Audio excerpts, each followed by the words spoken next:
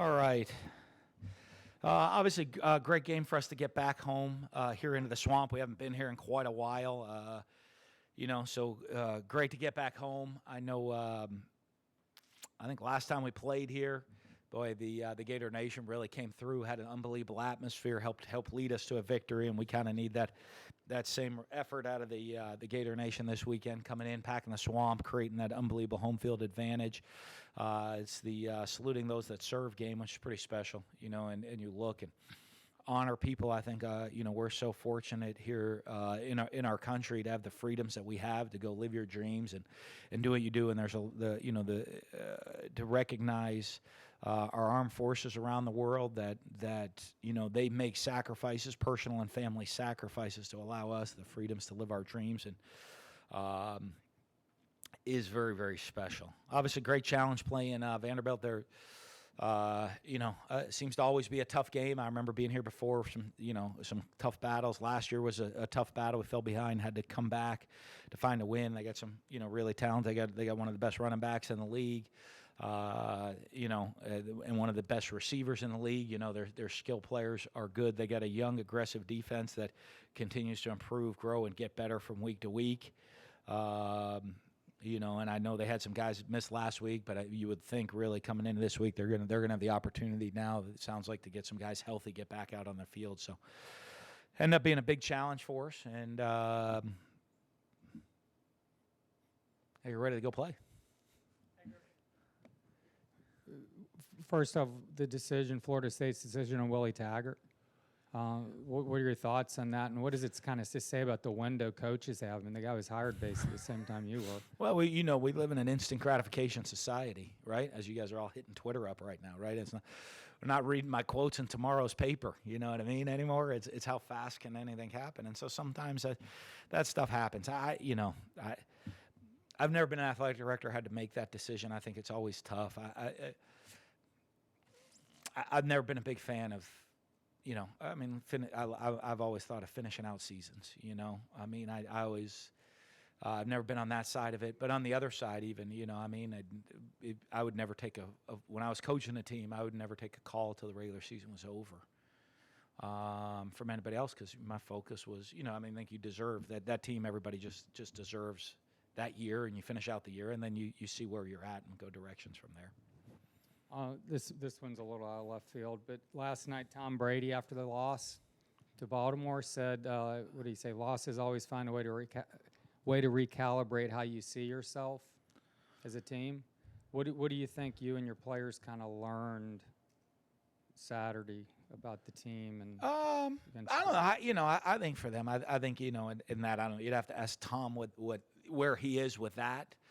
I think they were undefeated though coming in, and I think sometimes you can take winning for granted, and that's why you see so few teams go undefeated. Especially like you look at the NFL, how competitive it is, the mental toughness and the focus you have to go undefeated's great. It is just is at such a high level. And I think sometimes it just it checks you into reality of, hey, we can't just show up, roll the ball out there, and expect to win. There's a great focus. That would be my guess off of that, and my thought with that. I don't know if it pertains a lot to us. From this weekend in that statement, but for our guys, the focus is just has to be the competitive nature for all of our guys. A true competitor. I mean, I imagine we get out to practice today, should be a pretty lively practice if you're a competitor, because you're antsy. Game didn't finish the way we wanted it to finish, and if you're a competitor, you can't wait to get back out there and get to work. You can't wait to go find a way to win the game this Saturday and hit the field again. If you're a competitor, that drives you. That anticipation to make sure that you correct what happened in the last game. Was there one thing you learned about your team that day?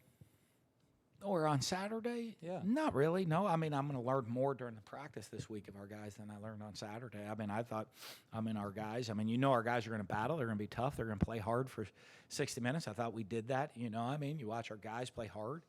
You watch us. I think we've been able to adapt just about to all different types of game we've played all year. You know, I think they had 8 possessions. We had 7 in the whole course of the game. You know, I mean, that's a different you know, I mean, we've had lots of different styles of games, and our guys have been able to compete and adapt in every different type of one that we've been in.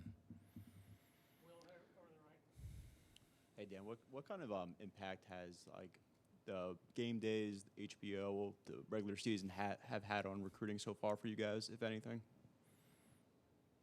We'll find out on signing day.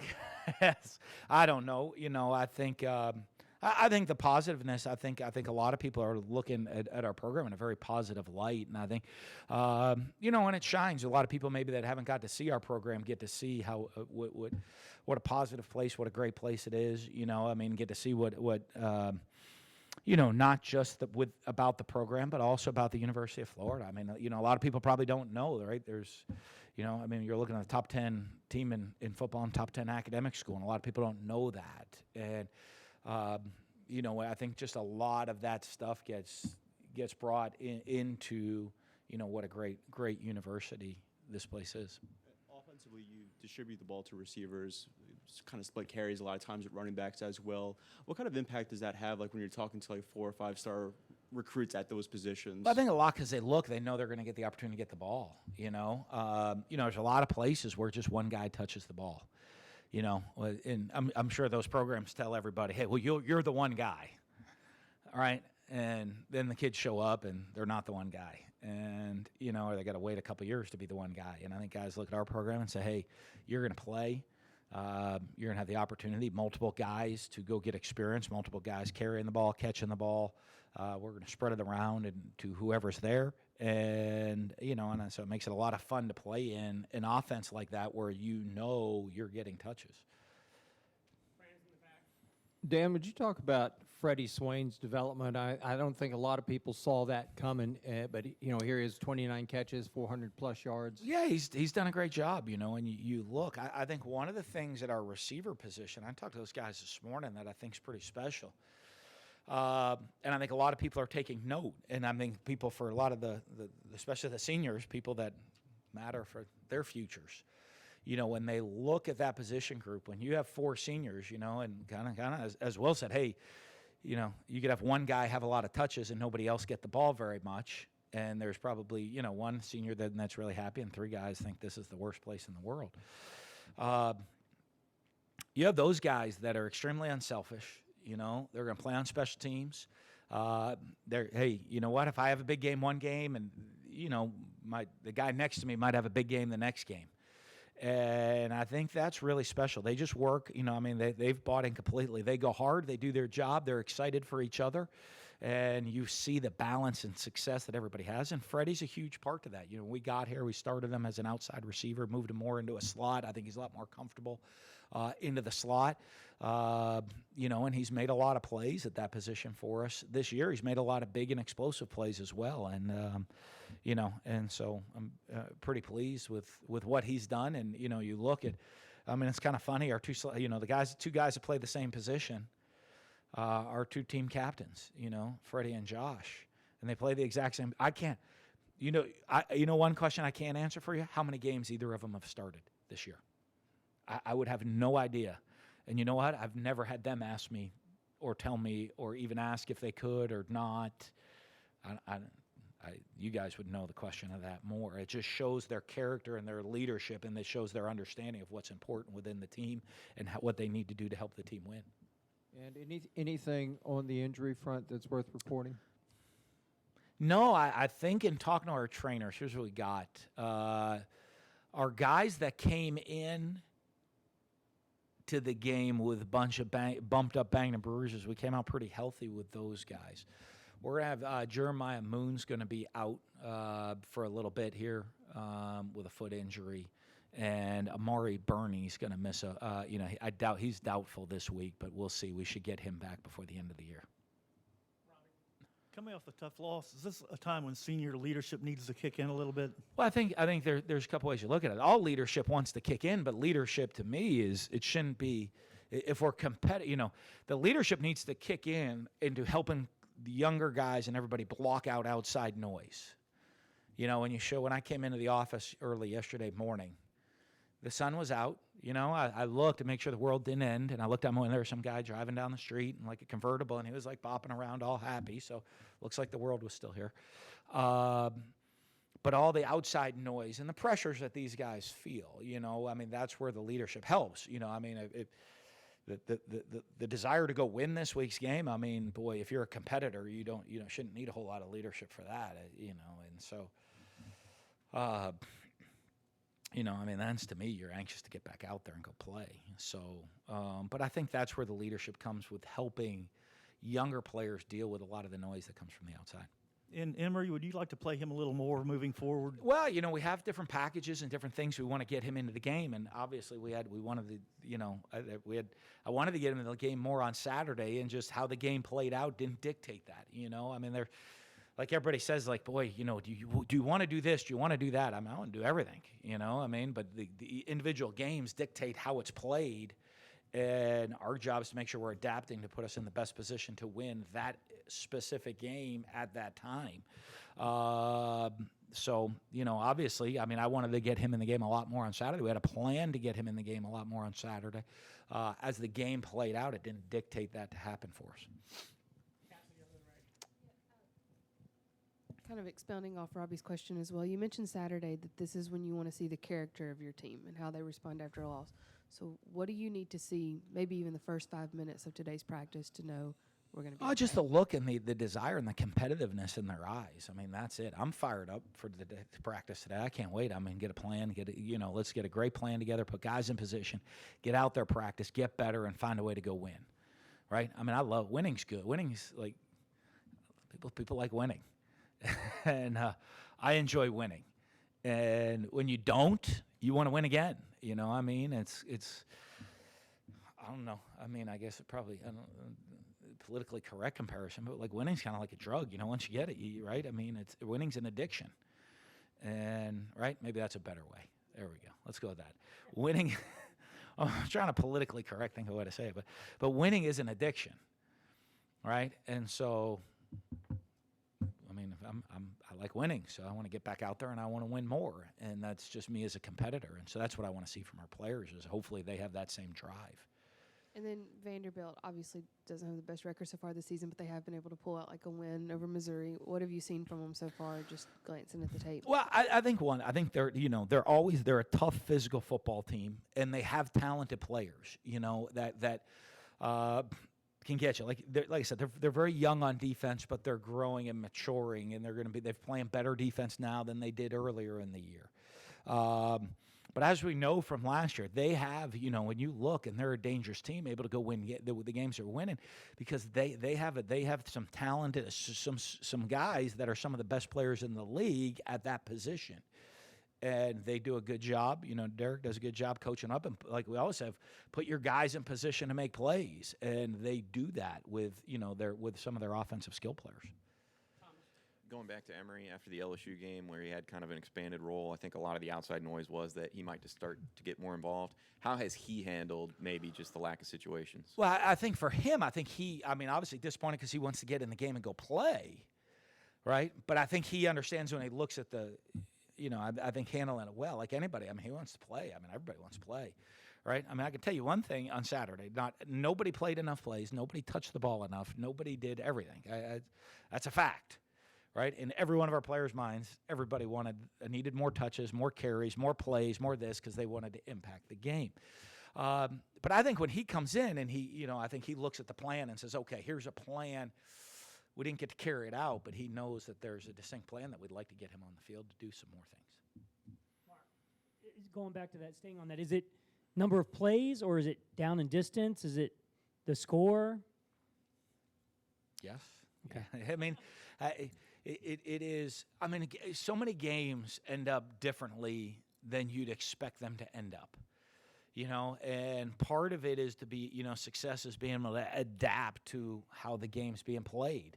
I mean, if you had told me, okay, we're going to really kind of limit their running game a little bit on Saturday, but we're only going to have 7 possessions and they're only going to have 8, I would say, boy, that doesn't sound none of that would add up. You know, and say, okay, hey, boy, you didn't run the ball for a lot of yards.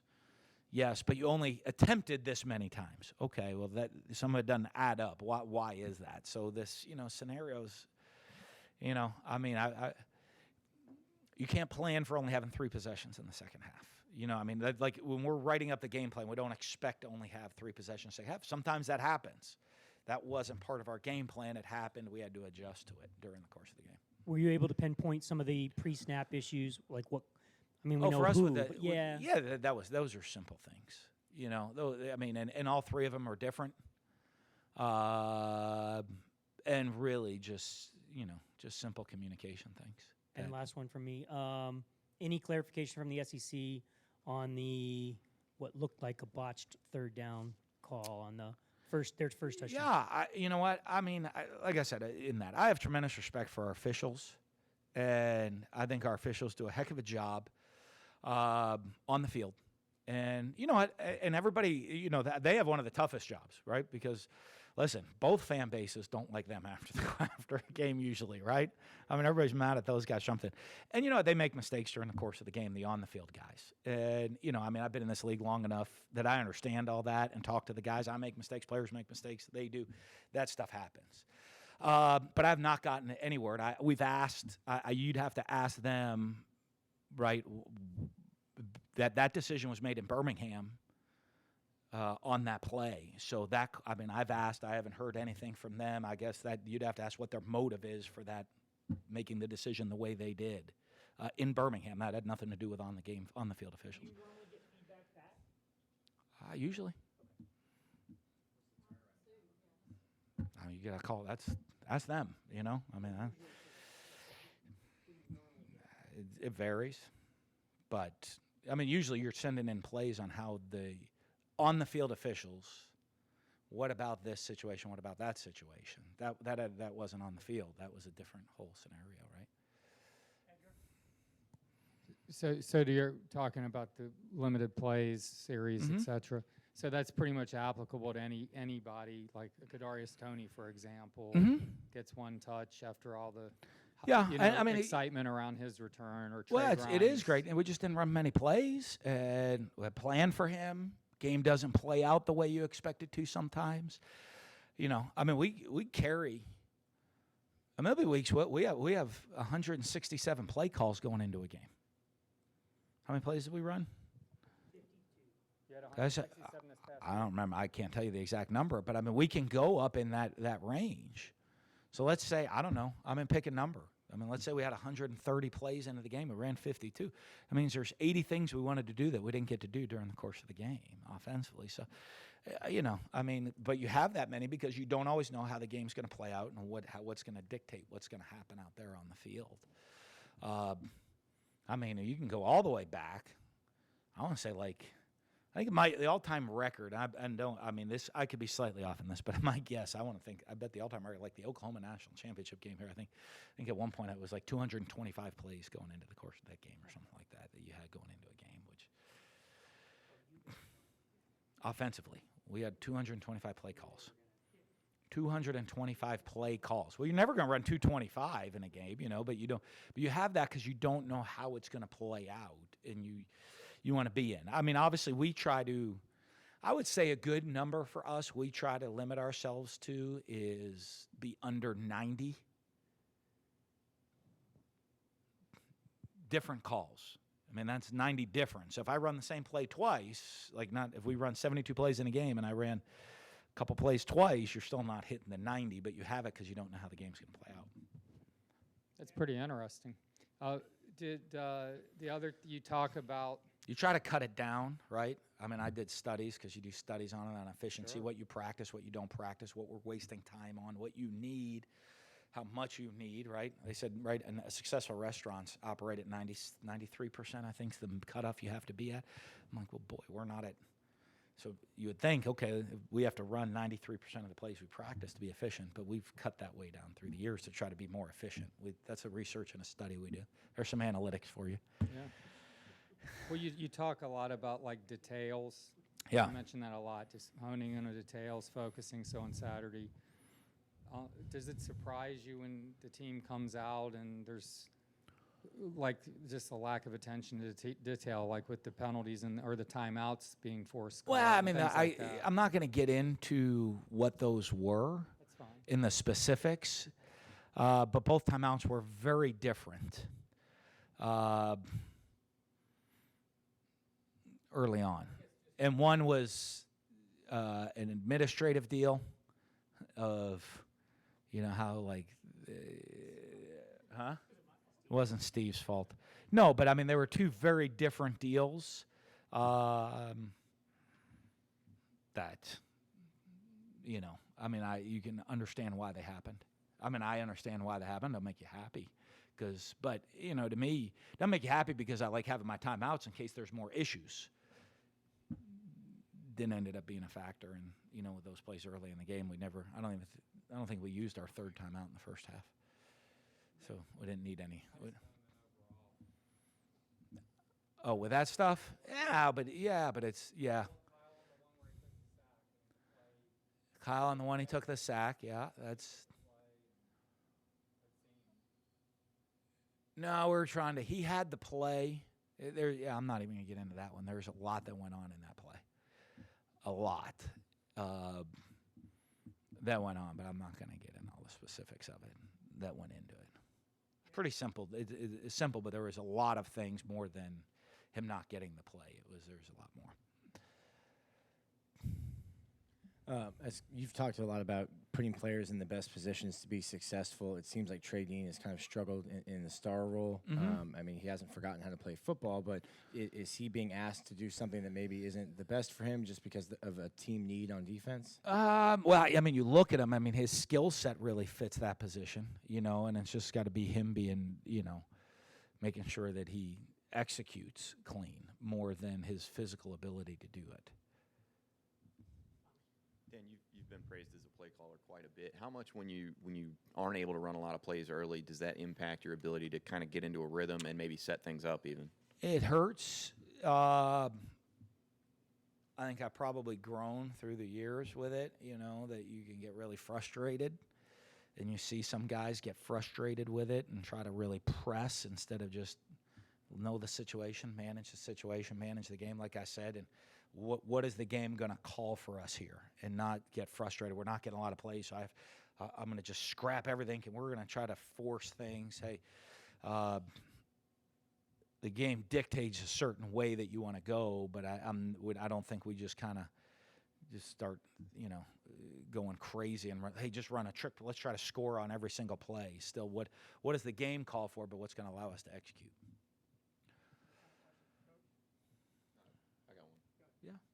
Richard Gourage, how did he play coming in for relief? Yeah, did a pretty good job. We're looking at those. You look the two. The two young guys on the O-line, the two freshmen on the O-line, are growing, developing, and they're getting reps, and they're going to be good in the future. And we try to, not put too much on individually on either one of them. And they've both developing nicely. I think Richard's, doing a really nice job, and because we asked him to play multiple positions, for depth purposes, and but I think it's going to really help him out long term. Wanted to follow up on Nick's question about the star position. What about when Jeremiah Moon's there? There were a couple times where he took guys deep. Yeah, and covered them deep. A lot of that's all personnel based, and whether we're in nickel base, we have a lot of different, dime. We have a lot of different defensive personnel groupings we'll put on the field, and that's going to determine who's at what spot. I know you said after the game that there was a 7-point difference between Georgia and Florida. Mm-hmm. It looks like it's a little bit wider than that in terms from a talent standpoint. Do you agree? And how quickly can you close that gap from a recruiting standpoint? How's it more talent? So what makes the difference? Just coaching or personalities? Like what? How is it closer than 7 points? How is it further than 7 points or closer? People would say that you close the talent gap because of your coaching. Well, that's very kind of them. But I don't know that that's the case. I mean, to me, the gap's determined on the field. And that's what it is. And you can we have pretty good talented players. They have some talented players.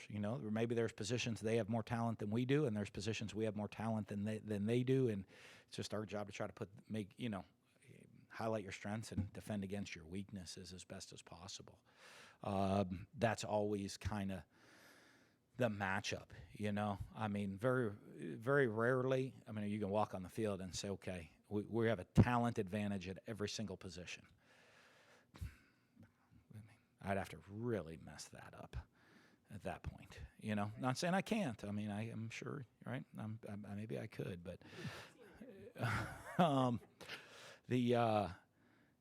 so I mean, that's how I view it. But I mean, that's what it is. I mean, you go into that game, we expect to win the game. Expected to win last year's game, and thought, a couple things here and there. You look at, but every game's so independent